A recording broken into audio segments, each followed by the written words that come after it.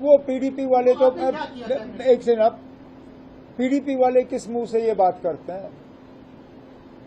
जब महबूबा मुफ्ती को वोट चाहिए थे, उन्होंने अपनी पार्टी के लोगों पे सख्त पाबंदी लगाई थी कि वो रिजर्वेशन के मामले में बात भी नहीं कर सकते हैं। मैं वो ट्वीट के रिकॉर्ड निकालूं जो उस वक्त पीडीपी ने और महबूबा मुफ्ती ने अपने हैंडल से डाले थे कि nobody in the party is authorised to speak on reservation, क्योंकि उस वक्त महबूबा मुफ्ती साहिबा अनंतनाग से इलेक्शन लड़ रही थी, उनको रजौरी पुंछ से वोट चाहिए थे और इसलिए वो रिजर्वेशन के मामले पे खामोश रहीं। उस वक्त उन्होंने रिजर्वेशन पे बात क्यों नहीं की? उस वक्त वोट हासिल करने के लिए महबूबा मुफ्ती ने रिजर्वेशन के मामले पे न सिर्फ खामोशी अदा की बल्कि सौदा किया। आज उनको अचानक रिजर्वेशन के मामले पे लोगों के साथ हमदर्दी नजर आ रही है। ये हमदर्दी तब दिखनी चाहिए थी जब वो इलेक्शन लड़ रही थी। तो पीडीपी और इन बाकियों को कोई, सजाद लोन साहब के बारे में हम क्या कहें? 5 साल तो वो हुकूमत के करीब रहे जब ये सारा कुछ हुआ। हम लोग तो बाहर थे, हम लोगों को सरकारी मकानों से निकाला गया, हमारी सिक्योरिटियां कम की गई। वो तो सरकारी मकान में बैठा हुआ था, हुकूमत के करीब था।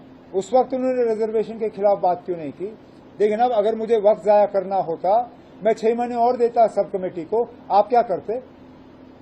क्या आपके पास कोई तरीका था मुझे मजबूर करने पे कि मैं ये रिपोर्ट जो है 6 महीने के अंदर अंदर कंप्लीट करूं?